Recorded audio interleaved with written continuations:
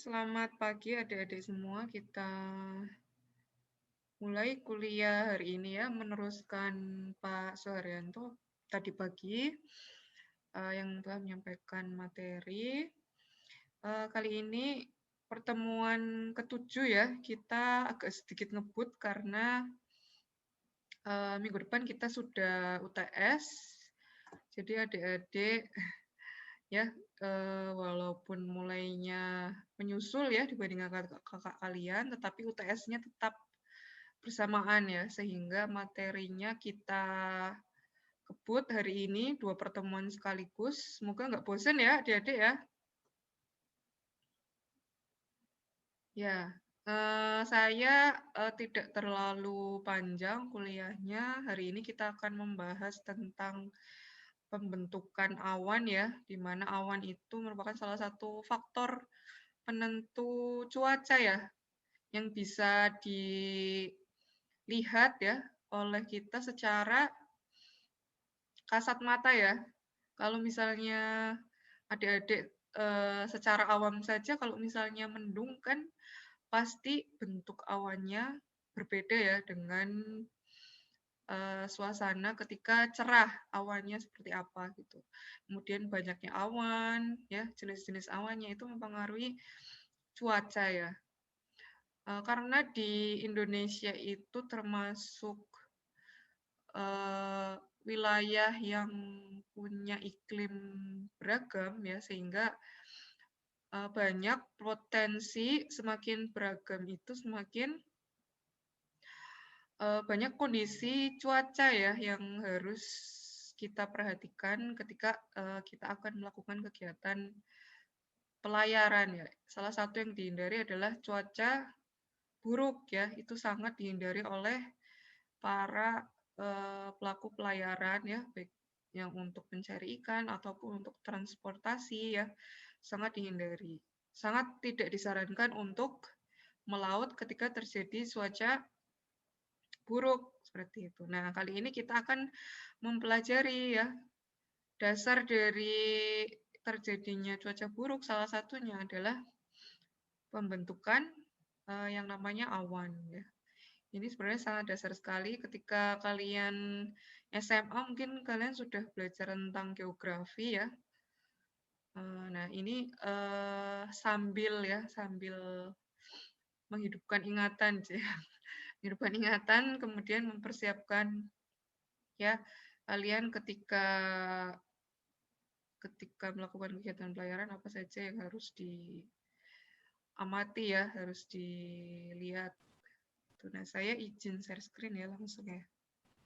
Ya, mohon izin Bu, rekan Ya. Sandy harus di-invite dari breakout Bu. Oh, oke. Ya, ini masih ada nih.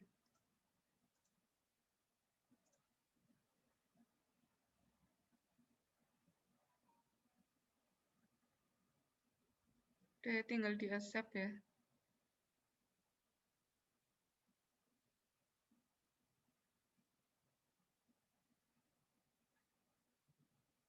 Oke, sudah masuk semua ya. Siap, sudah Bu. Oke, kita lanjut ya. Sebentar, saya mengcopy screenshot yang tadi. Hadir semua, alhamdulillah. Saya izin share screen.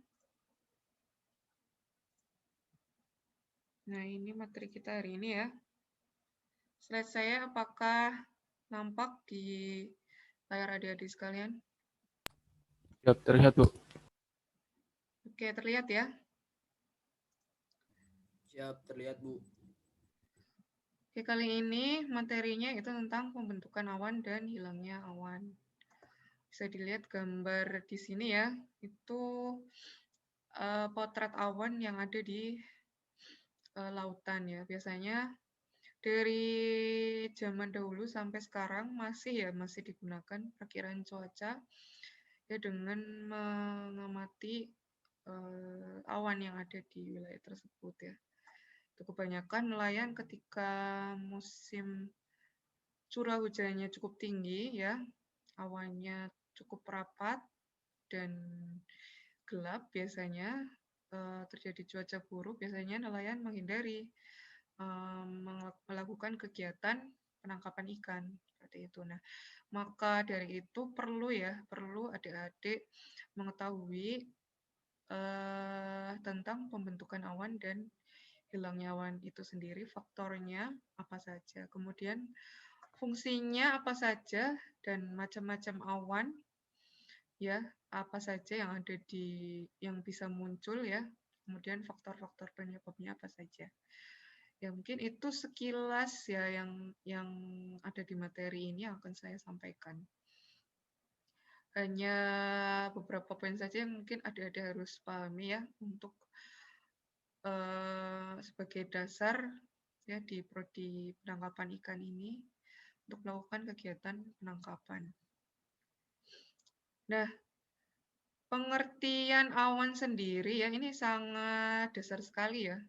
Awan itu kan merupakan kumpulan bintik air yang melayang-layang di udara setelah mengalami kondensasi atau kejenuhan. Dengan ukuran yang masih relatif kecil sekitar 100 mikrometer. Awan juga merupakan petunjuk yang baik atau dari kondisi cuaca.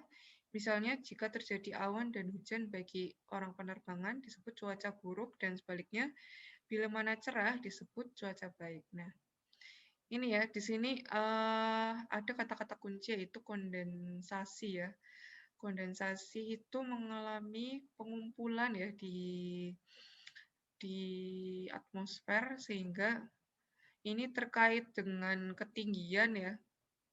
Ya semakin tinggi kan semakin rendah ya suhunya sehingga ketika berkumpul ya awan ketika berkumpul di ketinggian yang semakin tinggi maka dia akan mengalami kondensasi atau kejenuhan sehingga dia bisa menyebabkan terbentuknya awan ya sampai dengan embun ya hujan dan sebagainya gitu.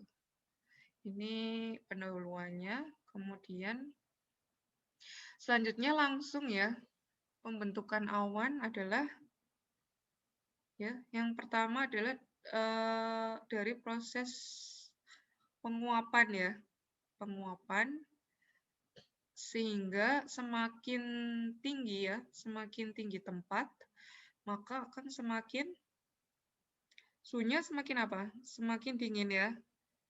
Sehingga mengalami kondensasi menjadi titik-titik air sehingga terbentuklah menjadi awan ya. Di sini pengertian kondensasi adalah apa? Proses perubahan uap air menjadi air atau larutan. Perubahan uap air menjadi larutan terjadi setelah uap air tersebut di atmosfer mengalami proses pendinginan. Selama proses pendinginan akan dilepaskan panas laten yang dikandung oleh uap air ke udara dan sekitarnya. Panas laten tersebut merupakan penyumbang energi ke atmosfer yang cukup besar. Kondensasi dapat terjadi melalui beberapa cara. Nah, cara kondensasi atau pengumpulan ya uap air di atmosfer itu ada beberapa cara ya. Ada 3 ya faktornya. Yang pertama yaitu jika suhu udara turun hingga mencapai suhu titik embun ya tanpa penambahan uap air. Terus yang kedua, jika ada penambahan uap air tanpa pengurangan panas atau kenaikan suhu. Yang ketiga, jika kapasitas udara mengandung atau menampung uap air berkurang akibat kenaikan tekanan ataupun penurunan suhu. Jadi ada 2 ya kata kunci yaitu penurunan suhu dan kenaikan tekanan. Nah, itu akan menimbulkan terjadinya kondensasi sehingga terjadilah awan. Kemudian macam-macam kondensasi yang ada di alam antara lain ada beberapa yang kita bisa jumpai yaitu salah satunya embun ya, kemudian kabut ya, kemudian frost atau embun beku serta kondensasi mayor yaitu berbagai macam bentuk awan ya. Kalau yang kecil-kecil itu embun, kabut ya. Kalau yang kondensasi mayor ya atau yang lebih besar itu bisa menjadi awan ya. Nah, inti-inti kondensasi adalah bagian renik atau partikel yang melayang-layang di udara dan bersifat higroskopis ya, atau lebih bersifat lembab ya, air ya.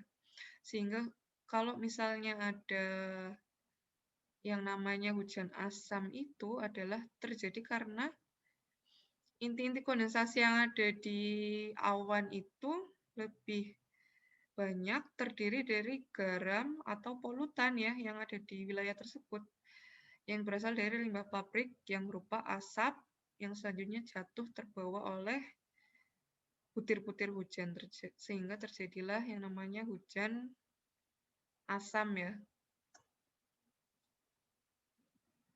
Nah, tadi kita sudah ada proses kondensasi yang pertama. Kemudian yang kedua, secara terjadinya awan itu apa? Ya, yang pertama itu harus ada perubahan suhu vertikal dan pendinginan adiabatik. Nah, salah satu terjadinya awan adalah naiknya massa udara ke atmosfer ya dan membawa uap air ya dengan cara penguapan ya karena ada sinar matahari maka uap air akan menguap ya ke atmosfer ya. Seperti yang telah dijelaskan bahwa suhu udara menurun menurut ketinggian sehingga uap air akan terkondensasi ya bila suhu titik embun tercapai pada ketinggian tertentu yang dapat disebut sebagai level kondensasi. Nah, pada level tersebut maka akan terjadi proses terbentuknya awan. Di sini ada istilah yang namanya DALR adalah laju penurunan suhu yang diturunkan secara teori dengan menggunakan asumsi pada kenyataannya tidak ditemui di alam.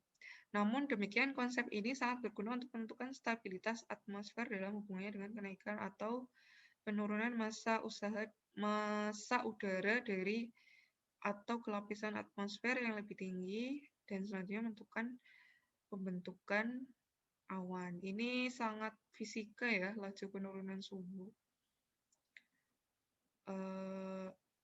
Ini hanya sebagai wawasan ya, DALR. Lebih banyak teman-teman yang mempelajari tentang meteorologi lebih dalam ya. Kemudian yang kedua syaratnya adalah atmosfer yang stabil ya. Stabilitas atmosfer itu ya ketika kita di daerah tropis secara umum pembentukan awan dan hujan itu disebabkan oleh naiknya massa udara ya karena proses penguapan atau evaporasi itu ya. Oleh karena itu kondisi yang cenderung membantu atau menghambat terjadinya gerakan ke atas sangat penting ya. Ketika perubahan cuaca itu juga yang ekstrim ya itu juga mempengaruhi pembentukan awan dan hujan. Kemudian stabilitas atmosfer dapat dijelaskan sebagai kecenderungan udara untuk bergerak naik dan turun dengan cara membandingkan kerapatan udara tersebut dan udara pada lingkungan pada ketinggian yang sama.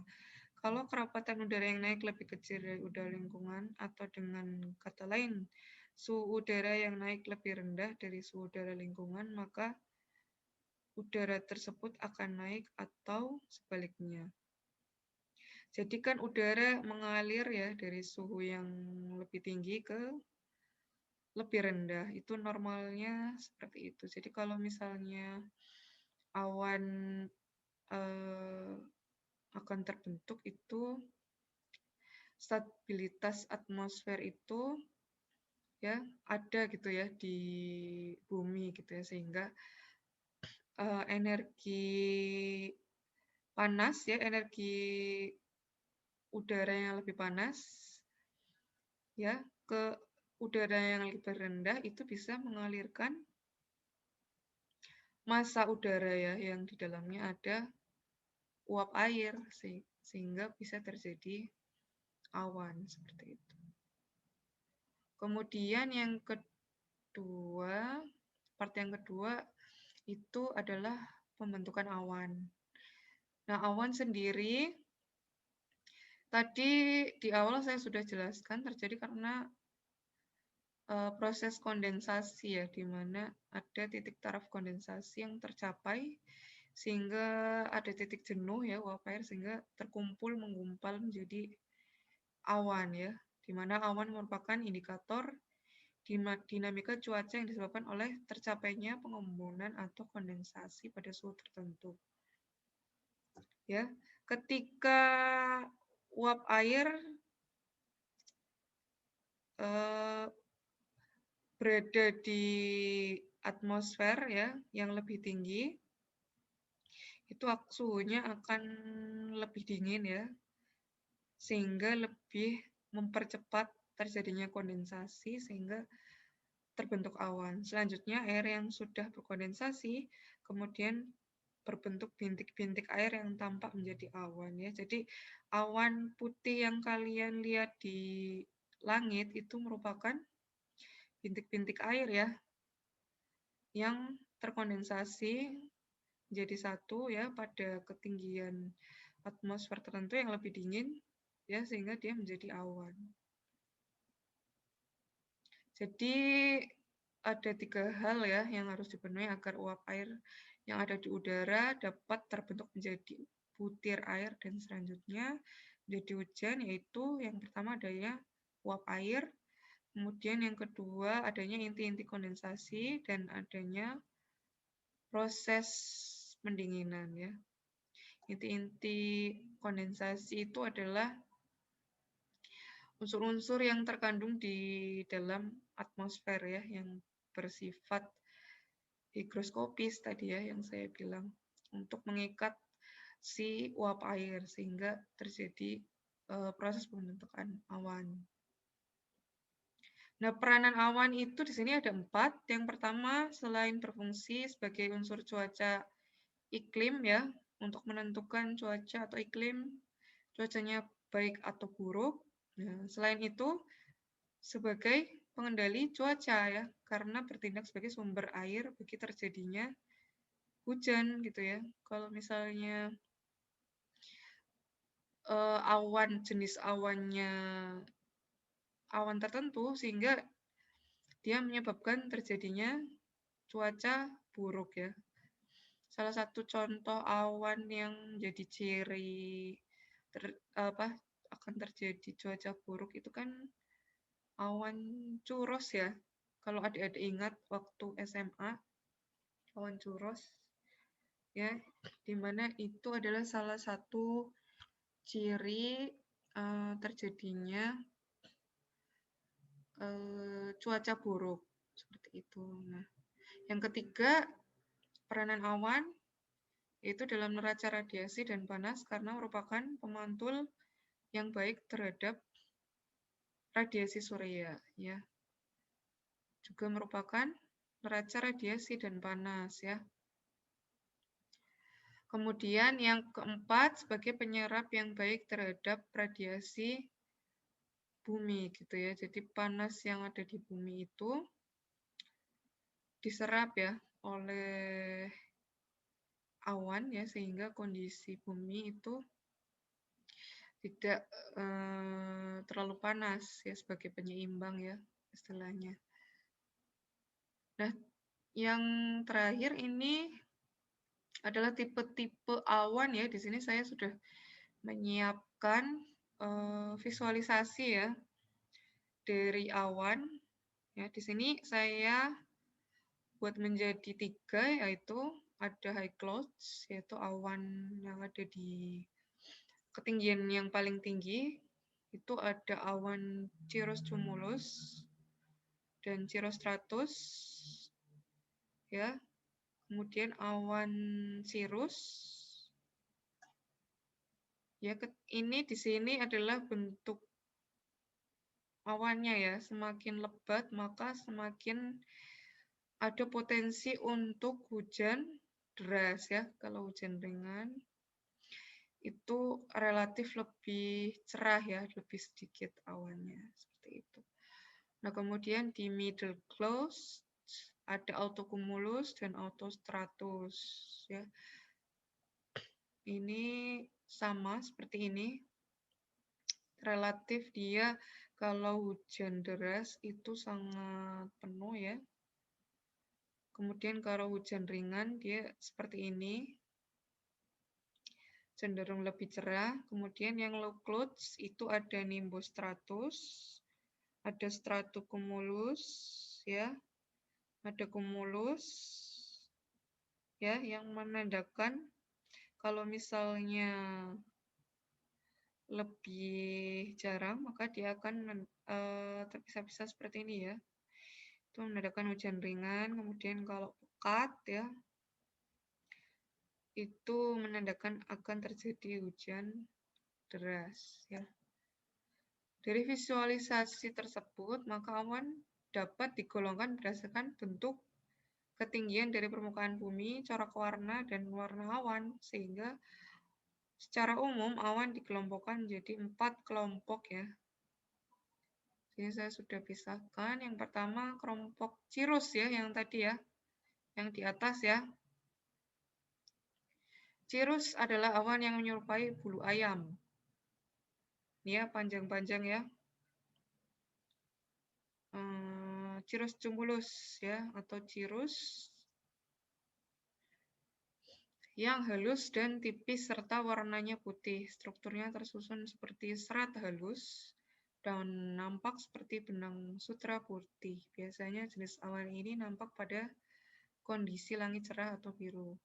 Kemudian awan cirrus cumulus berada pada ketinggian 7.500 sampai 9.000 mdpl. Himpunannya menyerupai gumpalan bulu domba berwarna putih dan himpunan tersebut dinamakan massa globuler. Kemudian awan cirrus stratus berada pada ketinggian 6.000 sampai 7.500 mdpl. Himpunan cirrus stratus adalah lapisan awan yang putih dan tipis, namun jika berada di udara nampaknya seperti susu. Awan cirrus stratus biasanya menghasilkan sebuah halo atau lingkaran di sekitar matahari atau bulan, dan biasanya kalau halo muncul, banyak orang mempercayainya sebagai tanda akan tibanya angin topan ya. Cirrus stratus yang mana? Yang tadi yang ini ya, gumpalan, ada gumpalan halonya. Jadi di tengahnya itu lebih pekat ya, kemudian di sekitarnya itu lebih cerah ya, lebih pudar ya, sehingga bisa kita amati secara jelas kalau ada awan cirrus stratus ya, maka itu adalah salah satu ciri ya, dimana kalau misalnya ada halo atau lingkaran di sekitar matahari atau bulan, akan sebagai ciri tanda akan tibanya angin topan ya. Kemudian yang kedua, jenis awan yang kedua yaitu kelompok altocumulus dan altostratus, atau awan jenis seperti ini tergolong awan menengah atau middle clouds yang tingginya 3.000 sampai 6.000 mdpl. Nah, awan altocumulus tingginya antara 4.000 mdpl, merupakan gumpalan awan yang menyerupai bulu domba atau merino yang tebal, namun warnanya seragam ya, berwarna hingga warna kelabu kebiru-biruan. Altocumulus yang mana? Yang ini ya, agak sedikit berwarna abu-abu ya. Awan altostratus tingginya antara 3.000 sampai 4.000. Awan tipe ini menyerupai cadar yang rapat dan berwarna kelabu yang merupakan globuler horizontal dan sering membentuk bayangan. Kemudian yang ketiga itu stratocumulus, nimbostratus, dan stratus merupakan kelompok awan rendah atau low clouds yang terbentuk di dekat permukaan bumi hingga ketinggian 3.000 ya. Nah, stratocumulus adalah awan bertumpuk atau cumulus sehingga membentuk gumpalan. Stratocumulus ini ya, dia cenderung membentuk gumpalan ya. Ini kalau adik-adik menggambar itu seringnya kayaknya gambarnya stratocumulus ya. Cumulus yang tampak di sangat nampak ya karena dia lokasinya di atmosfer yang paling rendah. Adalah ya awan yang bertumpuk ya, stratus. Sehingga untuk gumpalan. Kemudian nimbus stratus terletak antara ketinggian 1200 sampai 1500 mdpl merupakan awan dengan jenis globuler tebal dan luas arah horizontal. Nimbus stratus, ya stratus, nimbus stratus. Kemudian awan stratus warnanya serba sama namun berlapis. Awan jenis ini merupakan awan terendah dan ketinggiannya antara 300 sampai 750 mdpl. Kemudian yang terakhir, cumulus dan cumulonimbus merupakan kumpulan tipe awan yang khas karena terbentuk oleh proses adiabatik massa udara yang naik tegak dalam troposfer. Cumulus adalah tipe awan bertumpuk yang terletak pada ketinggian 450 sampai 900 yang merupakan awan terbentuk dari massa udara yang naik secara menegak atau vertikal kemudian mengembun menjadi awan. Cumulonimbus merupakan tipe awan raksasa yang berkembang secara vertikal, kadangkala terus menjulang mencapai puncaknya dan menyerupai gunung, disertai oleh bentuk landasan besi. Cumulus ya, cumulonimbus. Kemudian itu ya tadi jenis-jenis awan dari lapisan atas sampai bawah. Kemudian ini salah satu perawanan, bukan perawanan ya, tapi pengetahuan mengenai awan ini itu ada standarnya ya. Ketika akan melakukan kegiatan pelayaran atau penerbangan itu ada satuan perawanan ya. Itu adalah luas penutupan langit oleh awan dan sering diekspresikan dalam bentuk angka oktav 0 sampai 8. Perawanan 0 menunjukkan langit cerah tanpa awan dan perawanan 8 menunjukkan langit tertutup total oleh awan. Ya, ini satuan yang sering digunakan ya di lapangan untuk menentukan sebagai prediksi ya akan terjadi cuaca baik atau buruk. Kadang-kadang perawanan ini juga dinyatakan dengan persen ya, berapa persen luas penutupan langit oleh awan. Nah, variasi perawanan harian nampaknya lebih kompleks ya karena adanya perbedaan asal timbulnya tipe awan cumulus dan stratus. Akibat pemanasan permukaan cenderung terbentuknya awan cumulus ya sehingga awan ini akan memaksimum terbentuk pada siang hari hingga sore hari. Di lain pihak, stratus biasanya terbentuk akibat kondensasi atmosfer yang stabil. Oleh sebab itu, awan tipe ini banyak terbentuk pada pagi hari dan sedikit pada siang hari. Seperti itu. Ya, itu sedikit wawasan ya mengenai jenis-jenis awan, proses terbentuknya awan ya. Kemudian awan yang mencirikan akan terjadinya cuaca buruk. Ya, badai topan itu sudah banyak diketahui ada awan cirrus ya. Sehingga adik-adik bisa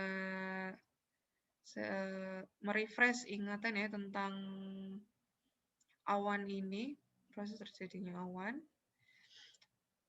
Sehingga pada saat akan melakukan pelayaran ya masih harus memprediksi cuaca yang dicirikan oleh awan yang ada di lokasi pelayaran ya.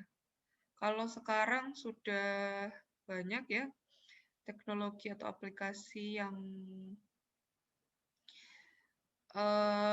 memanfaatkan ya dari citra satelit ya penampakan awan yang ada di suatu lokasi itu awan apa sehingga perakiraan cuaca yang akan terjadi itu bisa ramalkan seperti itu ya, sehingga kita kalau ke laut ya tidak boleh tidak menghiraukan kondisi cuaca ya, karena berhubungan dengan keselamatan kita ketika akan berlayar, sehingga perakiraan cuaca itu sangat penting ya. Salah satu dasarnya adalah tadi ya, tentang proses terjadinya awan ya. Jadi adik-adik bisa lebih paham ya ketika persiapan kegiatan perlayaran harus memperhatikan aspek apa saja itu. Oke, karena sudah hampir jam 11, sebelum saya tutup, apakah ada pertanyaan?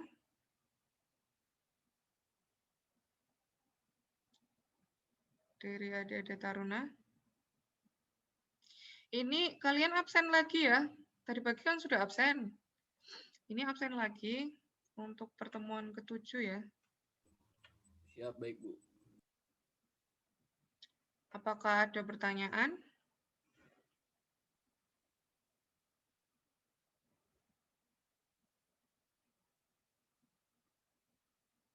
Tidak ada pertanyaan. Nah, ini sifatnya lebih ke teori cukup, ya. Bu. Kalau saya bilang iya. Oke. Kalau misalnya cukup jelas apa yang telah saya sampaikan, maka saya akhiri ya kuliah kali ini. Mohon adik-adik dipelajari materi dari pertemuan 1 sampai 7 ya untuk ujian tengah semester ya, minggu depan tanggal 24 ya sampai tanggal 30 kalau nggak salah ya. Nanti jadwal disampaikan oleh AAK, mohon adik-adik bisa mempelajari. Materinya kalau ada yang belum disampaikan, kasih tahu ke saya ya. Ini nanti materi yang ini saya upload di Classroom ya. Ya, baik, Bu. Oke, kalau tidak ada pertanyaan, saya akhiri kuliah hari ini. Terima kasih pada adik-adik semua yang telah mengikuti dengan seksama. Semoga UTS-nya adik-adik bisa mengerjakan dengan baik ya, memperoleh nilai yang baik. Ya. Dan nanti tolong on ya, karena masing-masing dosen biasanya macam-macam ya UTS-nya, ada yang lewat Zoom, kemudian diperlihatkan soalnya, kemudian ada yang lewat Google Form ya. Nanti tolong adik-adik on terus ya, standby ya. Siap, baik Bu. Ya, tidak ada yang ketinggalan, oke? Saya akhiri pertemuan kali ini. Terima kasih atas perhatiannya. Wassalamualaikum warahmatullahi wabarakatuh. Waalaikumsalam warahmatullahi wabarakatuh. Ya, terima kasih banyak, Bu. Ibu. Oke, saya tutup ya. Jadi bisa leave room ya. Siap. Oke. Siap, mohon izin, Bu. Baik, Bu. Oke.